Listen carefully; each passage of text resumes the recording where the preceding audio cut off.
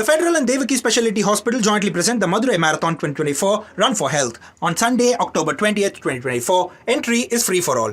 Hello and welcome to Culture Vibes, the Federal's special program in which we talk to writers and artists about their work.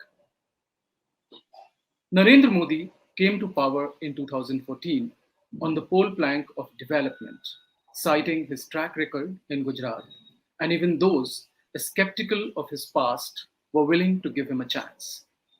But it was not long when the cracks started showing. His economic policies, like the sudden demonetization in 2016, threw millions into chaos and small businesses were hit hard. By his second term, it became clear that his government was not just about development, it was about reshaping India's identity in some way, using religion and nationalism to divide people. In his book, The Identity Project, The Unmaking of a Democracy, published by Context, an imprint of Westland Books, senior journalist Rahul Bhatia, who has written for New Yorker, Guardian, and many other international publications, brings his razor-sharp investigative eye to one of the most urgent and unsettling transformations in modern India, and that is the rise of Hindu nationalism and its dismantling of the country's democratic ideals. Set against the backdrop of Modi's rule, the book dives into how India, once celebrated for secularism, is being reshaped by a divisive and authoritarian political agenda.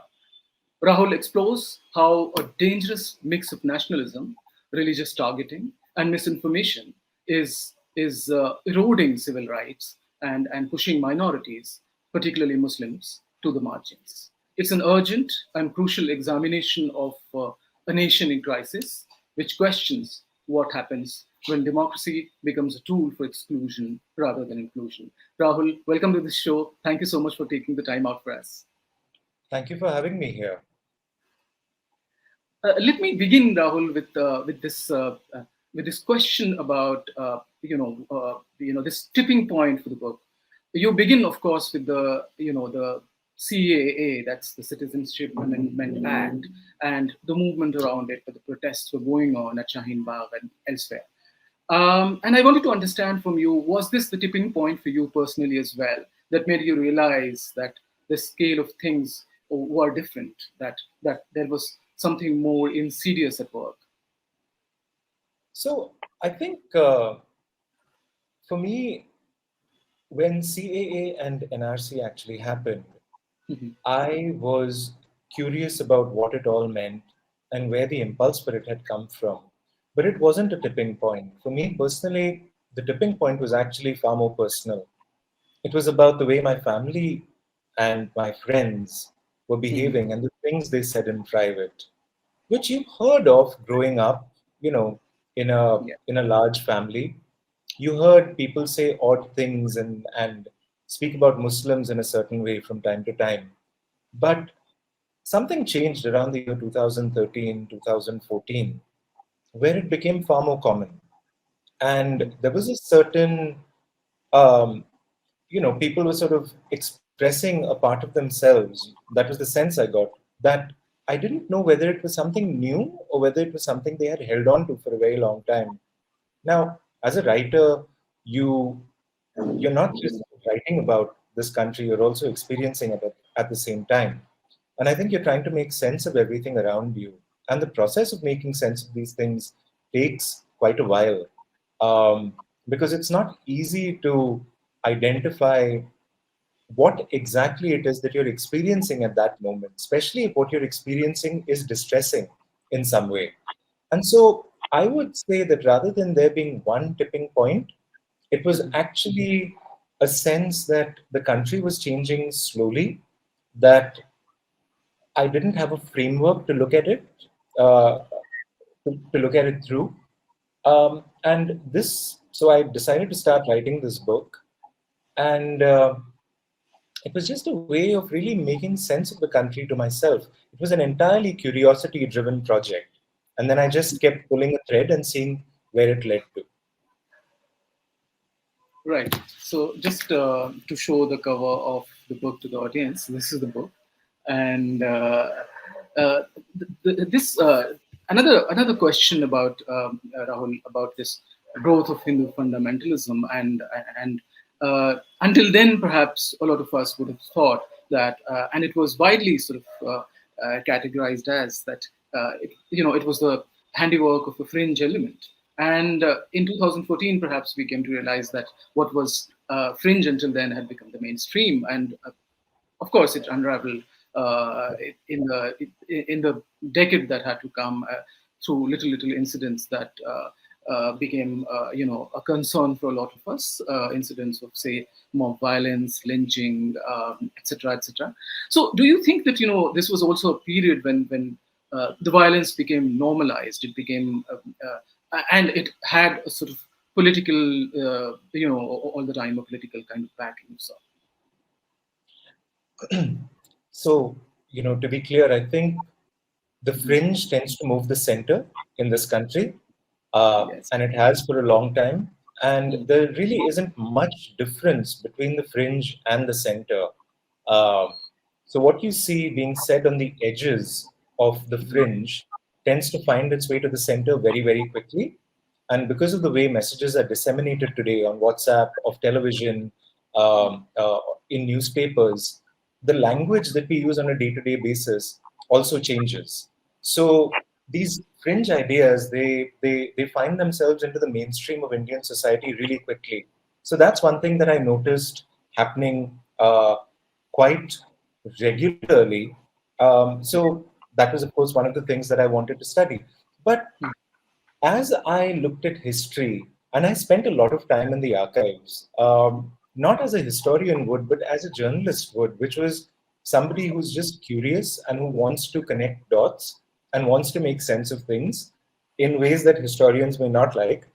Um, I really tried to get a sense of the question that I asked myself was, is this new? Or has this been going on for a long time? And when you saw it happen over a century, and you saw various elements of our life today, like misinformation, for example, of the kind of support they receive from arms of the government. When I say they, I do mean right wing groups. What does that support look like when it comes to the police? What does it look like when it comes to administration? So these were questions that I started getting answers to as I looked at old police documents and old minutes of government meetings and things like that. And you suddenly realize ki, acha, maybe what's happened in the last 10 years is simply an acceleration of something that has existed for a long time. And as far as the violence and the all the other stuff goes, I think it really depends on who you talk to. Because when you go to places that were affected by riots, especially communal riots, they have quite a story to tell, which we tend to see from time to time when riots hit the cities. Like for example, Bombay in the 90s and Delhi in the year 2020. Of course, riots is the wrong word for what happened in Delhi in 2020, but that's the sense you get that when it comes to the cities, we really start to see it up close and we can start to make sense of it. But in the countryside where riots have been happening, people have a different story to tell. They will tell you it's always existed.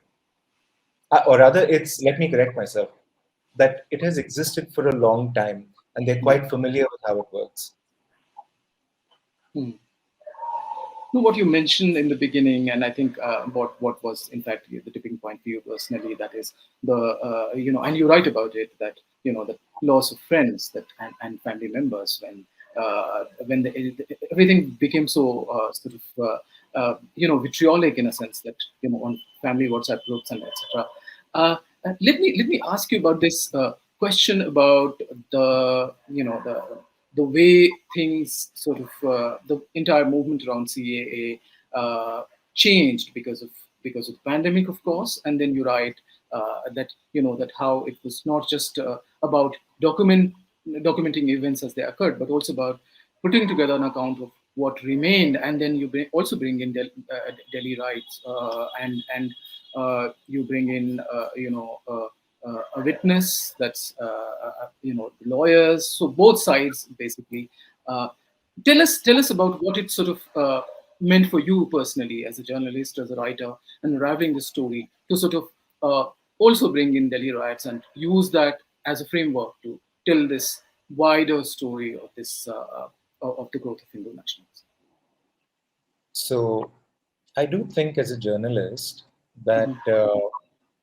the people who tend not to be heard most of all in this country, they happen to be powerless and they Mm. happen to have very little recourse for what's happening to them.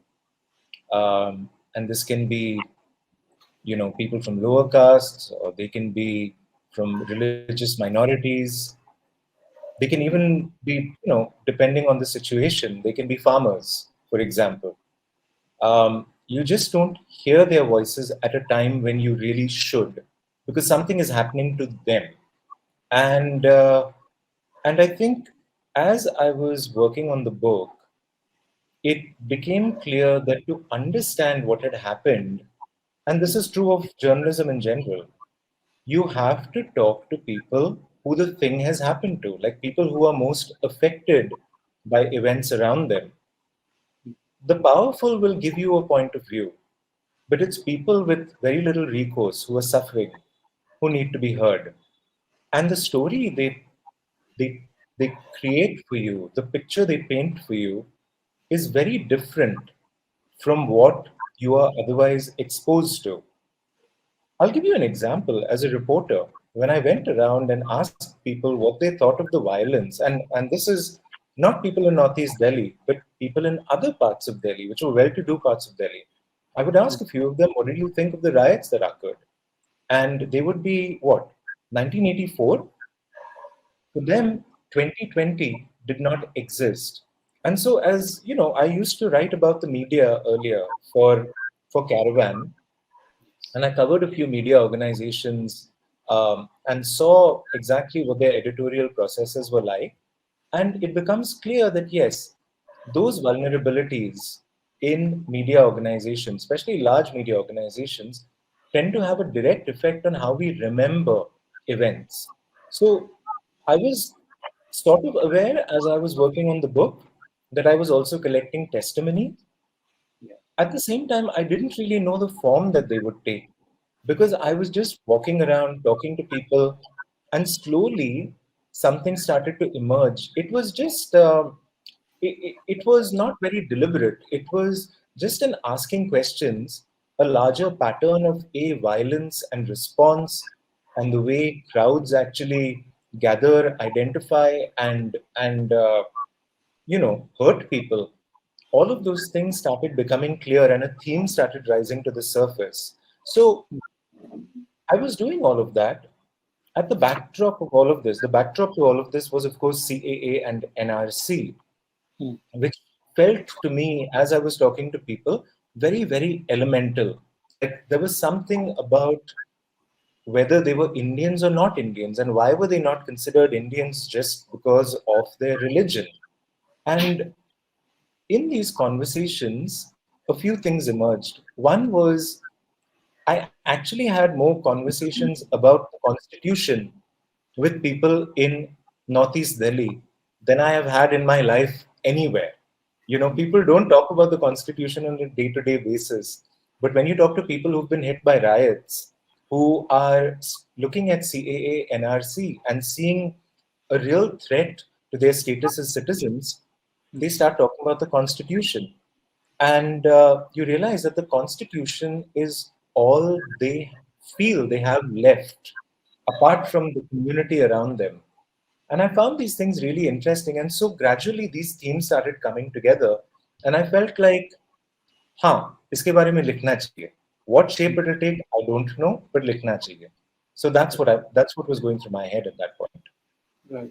But how do you see hate becoming sort of institutionalized after 2014? I mean, you talk about these lawyers who has taken the case of these, accused in the Delhi riots, and you write in detail about how about his personal story, talk about his family background and how sort of he has been brainwashed, of course, by the the RSS cadres that he happened to join because that he wanted to protect the Sanatani Dharma. And I wanted to understand from you that if how did these people, I mean, of course, RSS is a cadre and there is all that ingrained sort of mechanism to foment hatred against a particular community and minorities in general, Muslims in particular. But where do you see the state come into the picture and sort of aggravating it all?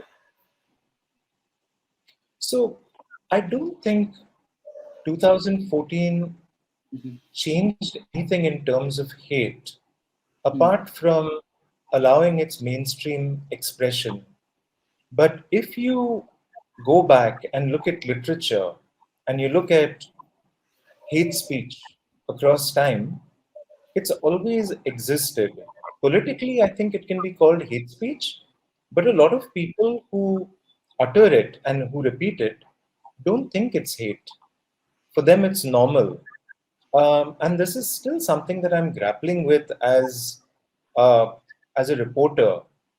It's how do people actually see what they're saying when when people talk about Muslims, like what exactly is going through their head when they say Muslims are this or that, or tum jante nahi ho, kya um, kya kar sakte hain, and all of that. I wonder exactly what it is that they have experienced, or what has been passed down to them, what kind of stories have passed down to them that I'm not able to understand. Because to the best of my recollection, and I can only talk about the people that I know, many of them have not faced any violence, have not faced any kind of hostility from Muslims or any other sort of minorities or any other communities of any kind. And yet this exists. And when you ask them, it usually goes back to partition and the old stories of how when people came across the border, they were slaughtered and this and that.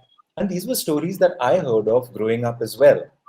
But it just takes a little reading of history to understand that the violence went both ways and it was brutal on both sides.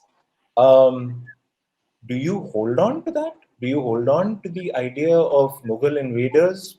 Is it relevant to your life today? How is it relevant to your identity today? So these are questions that I'm really grappling with at the moment. I don't have any answers to this.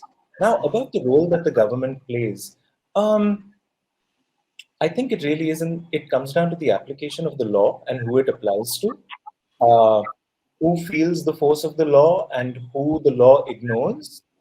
These are questions that I think need really, further exploration because right now the application of the law seems unjust, to be honest. It seems as if people who utter hate speech are allowed to say what they want to, and they really face no consequences for their actions. And people who try and record instances of hate speech are find themselves out of a job. So, what are we really doing at this moment? Are we saying that the speech itself is fine, but the recording of that speech is not fine? So, these are things that I think when you look at what is allowed and what is not allowed, you wonder the role of various institutions, whether the government, whether the police, whether the judiciary, and you wonder exactly what exact part of this is okay with them. Why isn't there a certain proactiveness in stopping it? Um, these are questions that I have as well. I'm a reporter, I at some level I looked at it through the lens of curiosity. There was a lot I didn't know, and for myself I needed to understand it. And so I pulled those threads, but there's a lot I still don't know, and and I I just don't know the answers to them. Right. You asked me about this person who was in the RSS Right. and then he walked away from it. Hmm. The interesting thing is that when I spoke to people in the RSS, they didn't see it as hate. They did not recognize their feelings as hate. They felt that it was perfectly normal. It was only when you stepped outside that these people realized that yes, it was hate, and that there was something pretty corrosive about their ideas about Muslims and other minorities, um, and liberals and people who are secular to some extent. So I wonder if there's something about stepping outside that ecosystem that makes people, it's like opening a window and the room clears out and you can breathe again and you can experience something new. So I wonder if that ecosystem of religion and brotherhood and these things often creates a claustrophobic environment, and people don't realize that they're actually inside a very small space. Um, so these are things I actually just wondered about as I was writing it. Again, no answers. Right, right. No, of course. I mean, as a journalist, you ask questions. You do not always have the answers. And talking about Delhi riots, Rahul, you describe how it was sort of when it comes to judiciary also the way these cases drag on and the witnesses they how Nisar, for instance. Who was a witness, an important witness in that case, and how because of his, just because of the fact that he had to wait for so long, and there was so much that was changing in his life, and he was also losing patience with it all. I wanted to understand if where would you put the blame on? Do you see it as a failure of judiciary? Do you see it, and the way you describe it comes across as it was well organized, and there was, of course, the roles of BJP leaders like Kapil Mishra and Anurag Thakur saying things like, देश के गद्दारों को गोली मारो सालों को and all that. So these provocative slogans, and then how this slow and gradual sort of unraveling of the riots, and you of course dwell on much later when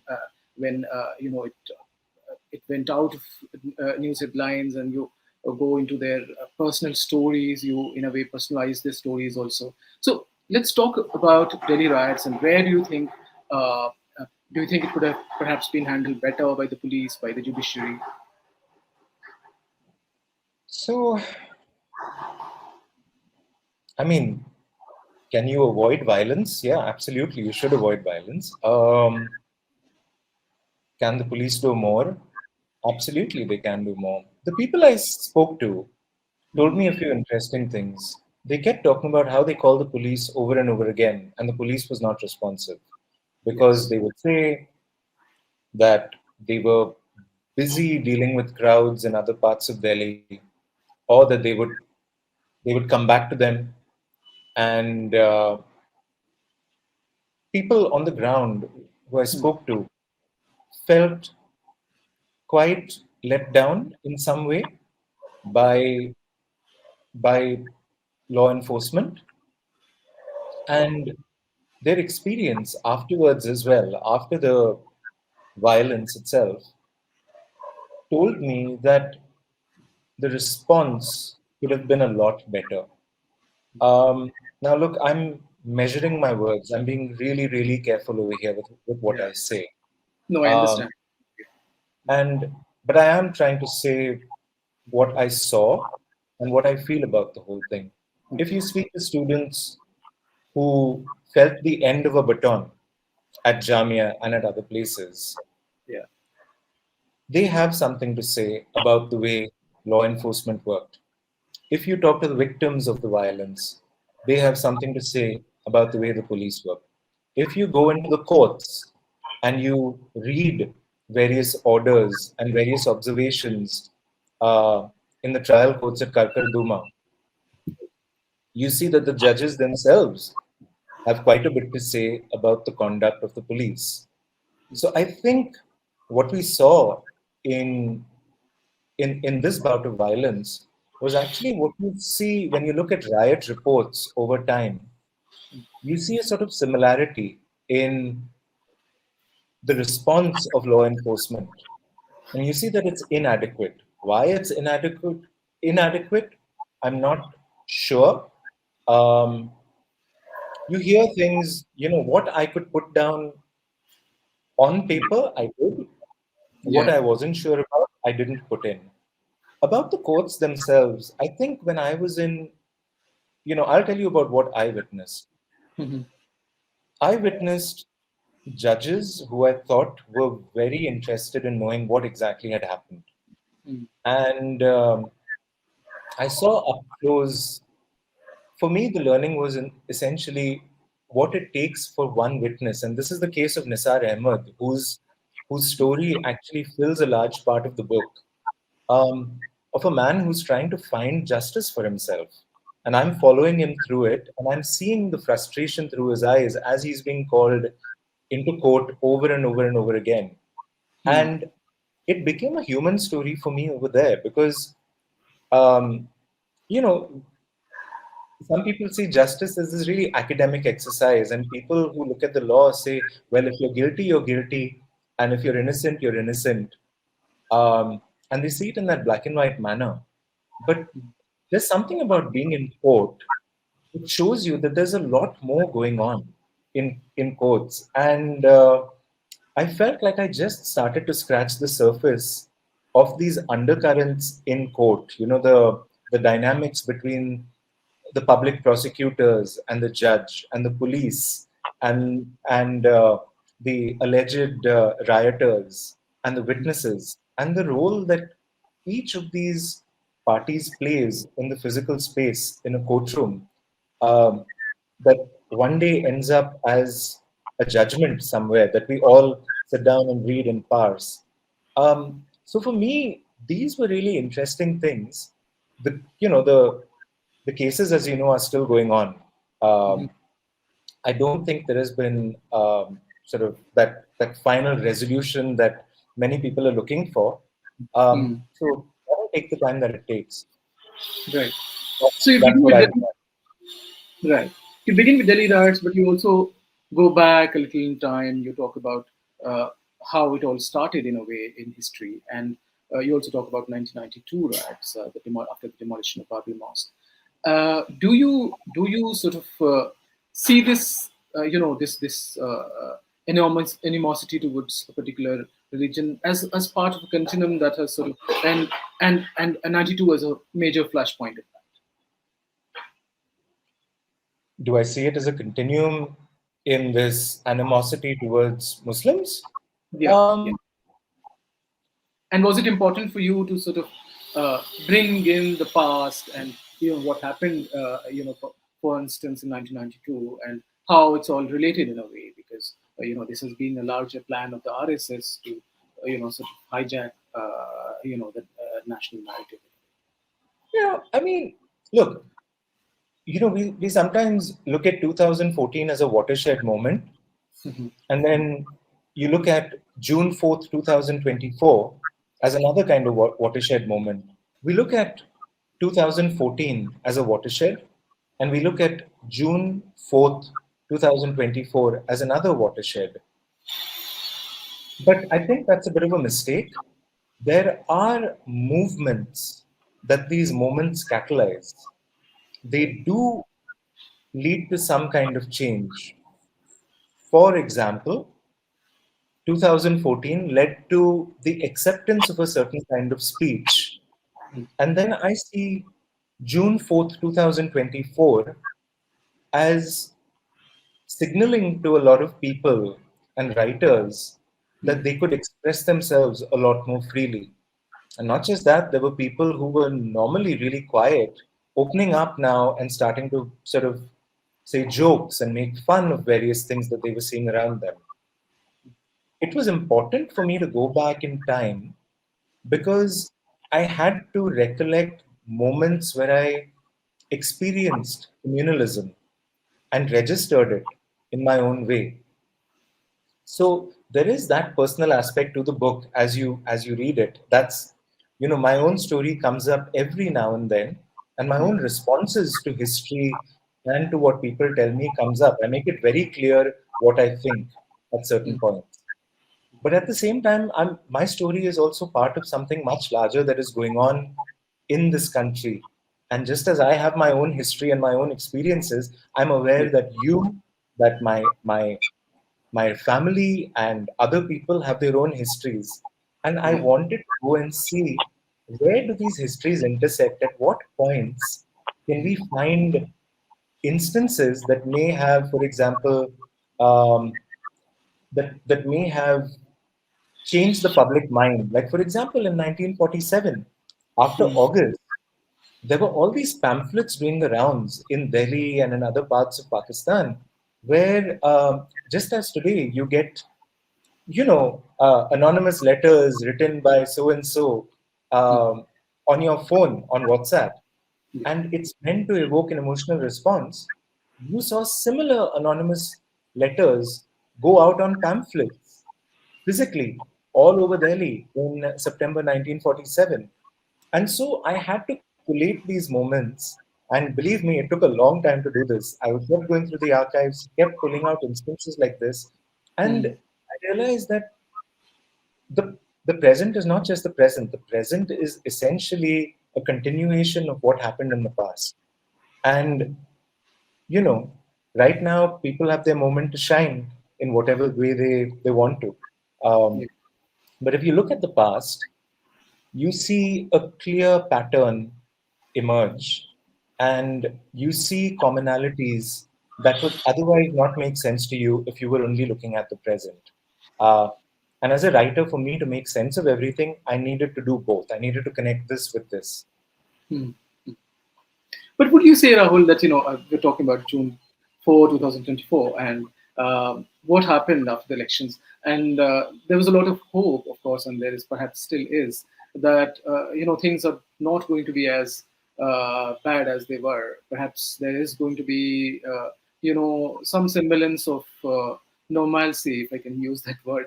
And but at the same time, what has transpired in these past few months of Modi coming back to power, and that is, for instance, you have the Act, for instance. Do you see that that the pattern has not really changed? That the regime is at work in the same manner that it was in the last two terms. This one's personally a difficult one for me to answer because it involves projection, and I'm not very sort of good at this. Mm, but I'll take a stab at it. I think I think the I think the setbacks, the political setbacks, are just that. They're a political setback.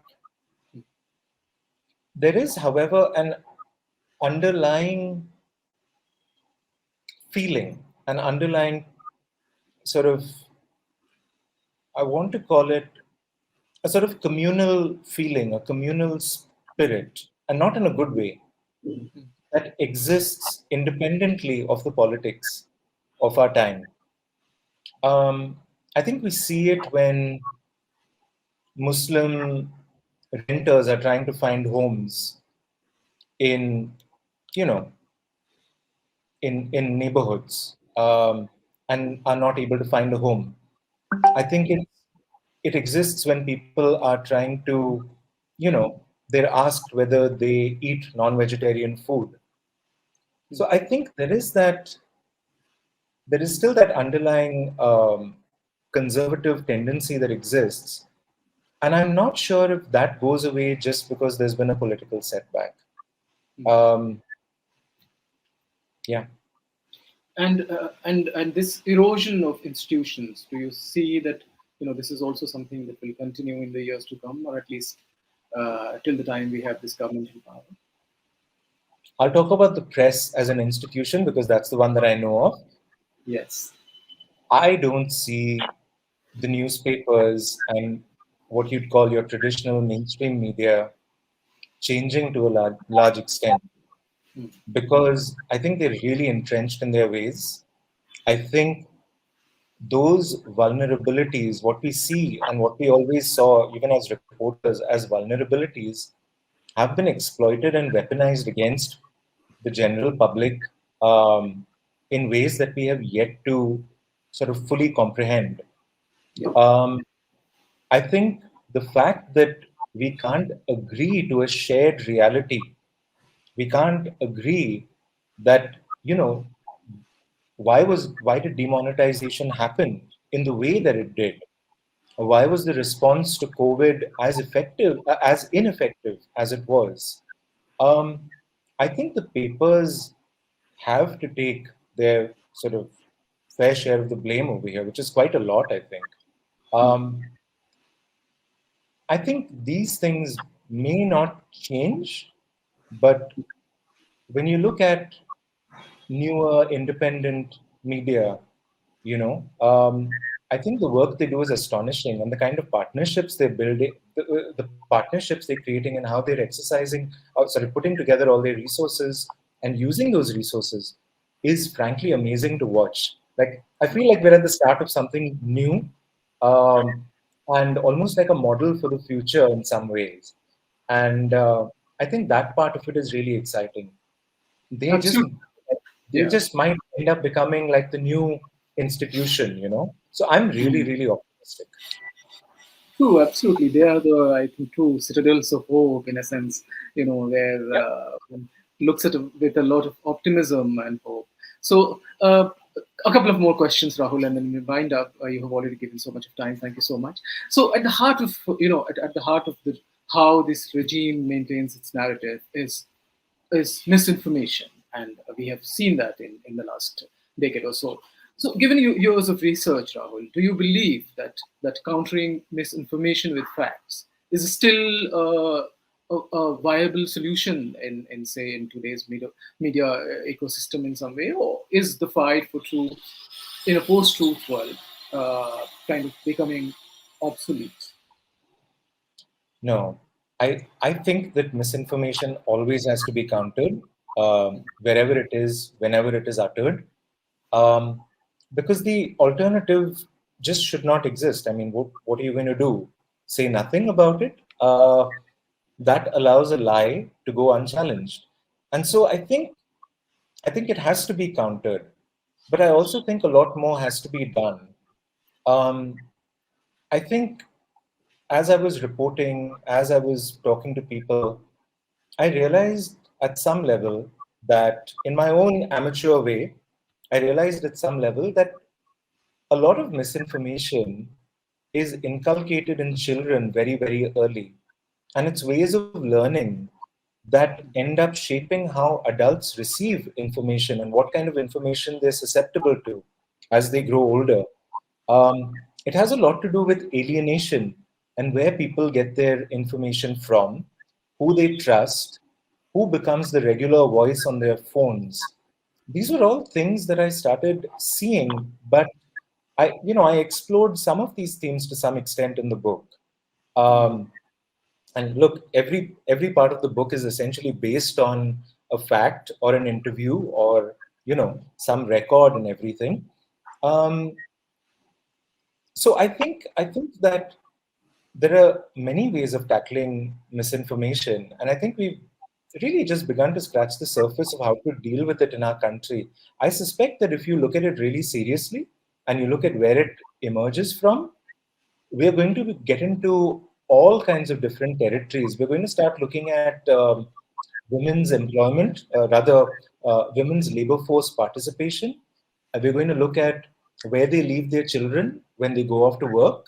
We're going to look at the way we teach, the kind of education we receive, and we're going to be looking especially at the kind of schools that have emerged as almost on a parallel track to your government schools. So there are these things that we will start looking at if we want to look at misinformation seriously. Right. Right.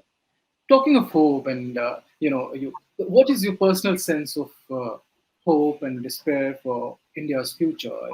Do you believe there are forces within or sort of outside the current system that perhaps could restore the country to a more inclusive and say a democratic path? I'm always optimistic, always. There's no choice. Yeah, You- this is ultimately, I think, what you're dealing with at the moment is really a tussle over what India can be. And you're a participant in it. I mean, we all are participants in it. And I think people make the mistake of thinking, oh, I've voted and I'm done. But that's not the end of your democratic involvement. I mean, there is so much you can do. In my book, there's a man, Nisar Ahmed, who says, Mujhe justice chahiye. And so he goes out over and over and over again to the courts and he puts himself through great difficulty because he's an optimist, because he believes in the constitution. There is an activist, a legal researcher named Usha Ramanathan, who leads the case against Aadhaar because she has an idea that this identification project can lead to an imbalance in the relationship between the state and citizens. And so she goes all out to challenge it. And I think these are optimistic people. These are people who are hopeful. And I think that all of us should remember that you can still create the country that you want to. Absolutely. On that hopeful note, Rahul, thank you so much for taking time out for me. The book, as I said in the beginning of this interview, is urgent, it's necessary, and it's very vital when it comes to understanding what is happening in India today. And it has got some lavish praise from also writers, including James Crabtree, Saman Subramaniam. James says the most important book on India for many years. Saman Subramaniam says a tour de force. So congratulations, Rahul, on this very important book. And thank you for taking the time out to talk to me.